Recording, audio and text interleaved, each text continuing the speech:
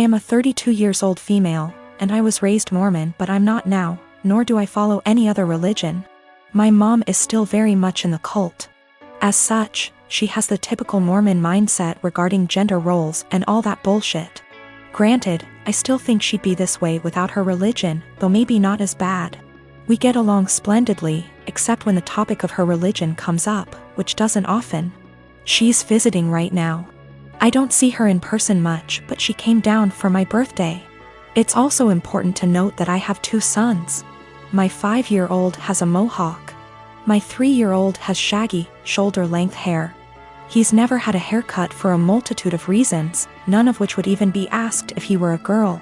Not long after she got here, she started going in on his hair. This is not the first time she's given her opinion on it. Why don't I cut it?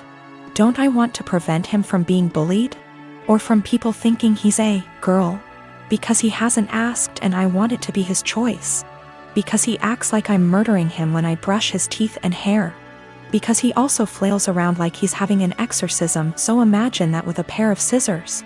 Because if someone sees long hair and assumes girl, that's on them, and a simple, he's a boy, corrects it. But mostly it's because I don't want to. She got pissed and said what she really thought, which was, well, I just don't like long hair on boys. Clearly. Yet she has no problem with my other son's mohawk. Guess that's boyish enough for her. And she said it in front of both my sons, which pissed me off. I said the first thing which came to my head, which was, if you have a problem with long hair on boys, I suggest you take it up with your Lord and Savior Jesus Christ. You can start by asking him to get a haircut. Call John the barber. Bruh. If looks could kill, I'd be in outer darkness right now. She steeped in her anger for a while but didn't say anything else. She hasn't changed her opinion, nor will she. But I don't think she wants to get roasted again either, so she won't bring it up anymore. I feel like we're both assholes. As much as I hate her religion, that was also a low blow, and I have a tendency to speak first, regret later. Though I don't necessarily regret my words, I do regret how they made her feel. She is my mom after all. I've been with my fiancé for 3 years, 8 months engaged. We've had our ups and downs, but for the most part things have been pretty great, until she moved in 6 months ago. We've been combining our lifestyles and finances, basically easing into merging our lives together. The problem is she's a people pleaser, in her own words. She's been in therapy for 6 years, and I guess I never knew how bad it was until moving in with her. A lot of which she's hidden from me. She recently was promoted into accounts payable at her company and realized she is the lowest paid person on payroll. She didn't negotiate a good starting wage, and has never asked for a raise, or had one, despite multiple promotions. She inherited a car a few months ago and sold it. She had offers online from $18,000 to $25,000. But sold it to the first person who showed up for $10,000. She caught someone stealing her bike at college. The woman stealing the bike managed to convince my fiancé that it was actually her bike, and my fiancé just let her take it. Despite the fact that she caught the woman cutting her bike lock. Last spring was my 30th birthday and she ordered a giant chocolate cake for the party. The cake normally comes with nuts, but given my allergy for nuts she ordered it without them. Well, when she went to pick it up and it had nuts on it, she just paid for it and brought it home. I couldn't even be in the same room as the cake. Which brings us to tomorrow. My father recently passed away and I need to fly to the other end of the country to get things sorted out with family.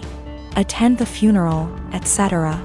Meanwhile, we recently had a pipe burst in our home, and the contractors will be out tomorrow to fix it. My flight's at 6 a.m. and my fiancé will have to handle it. Including all the negotiations because we don't know the extent of the damages. I've been giving it a lot of thought and I just don't trust my fiancé to handle it. And if I can't trust or rely on her to do something like this, how can we really be life partners? I mean, I trust that she is always looking out for me, and has my best interest at heart, but I can't trust her to get things done. We've talked about it a few times before, but it's been unproductive. She's convinced she's just being nice and doesn't like confrontation, then brings up examples of extremely confrontational people. I think she puts her aversion to conflict above her / our long-term goals, and she needs to find a happy medium. She doesn't understand how negatively this is impacting her life. But at the same time, we've had some amazing years together and she really is a great person. We're compatible in almost every other way. My sister-in-law and I have an agreement. She watches my kids 3 days a week, and I watch hers 3 days a week. This agreement has stood since March 2020 without issues. Any changes have been discussed weeks in advance. A couple weeks ago, we had an argument. The next day, I brought my kids to her house, dropped them off, and left. I didn't speak to my sister-in-law, because when one of us is in a rush, like I was, it's standard for us to just let the kids out, stay in the car, and drive off when you see the door open. I drove to work, about 40 minutes away. When I got there, I had about 20 missed calls, and even more texts, all from my sister-in-law, all saying she didn't want to watch the kids given our argument. Her first text arrived a little before I got to her place, but I didn't see it until I got to work because my phone is always on silent when I drive. I rang her, said I'll arrange to work from home, then come get the kids. She said I have 45 minutes to get back to her place or she would call the police. I told my supervisor the situation, and she said I could leave after I did a few things. This delayed me 20 minutes. When I got back to my sister-in-law's, just over an hour later, she said she'd already called the police when the 45 minutes ran out.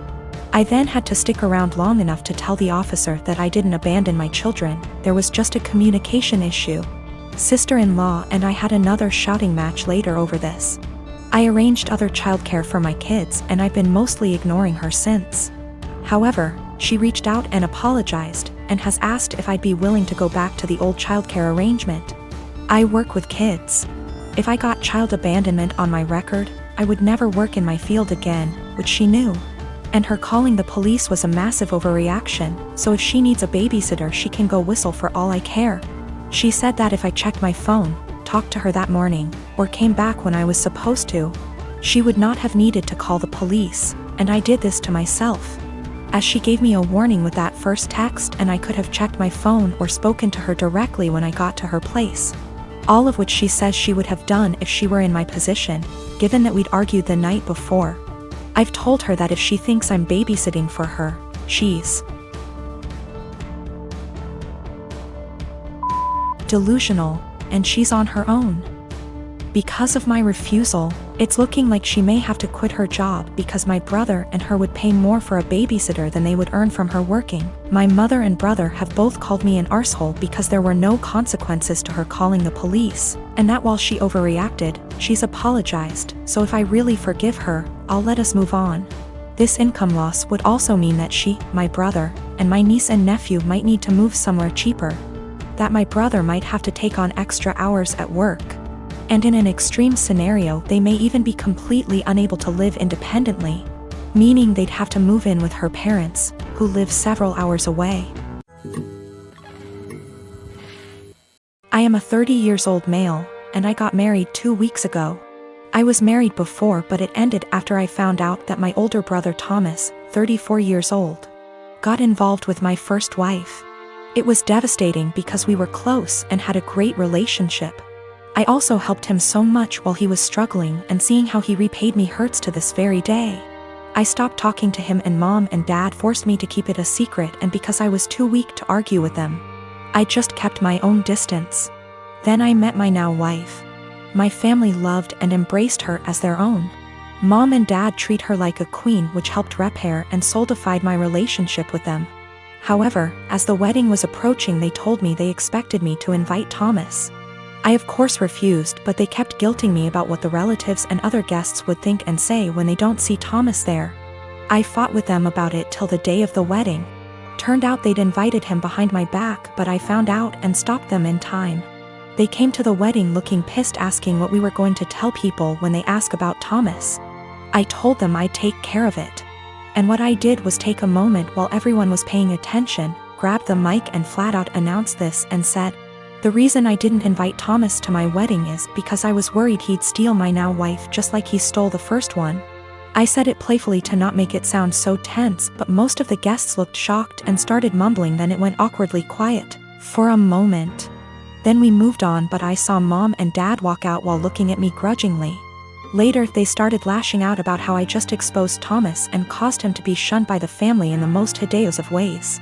I told them that I already said I didn't want him there, yet they tried to push him on me repeatedly, saying, "What are people going to say?" So I told them the reason why he wasn't there in a playful way, but they, the guests, still got the message. Mom started yelling about how everyone will now look down on and shun Thomas. She called me pathetic and cruel for still punishing him and gradually ruining his life despite him apologizing and trying to reconcile. But in my opinion, some things are just unforgivable. We've been on horrible terms since then. My wife said at least now they're off my back about what people would say about not inviting him.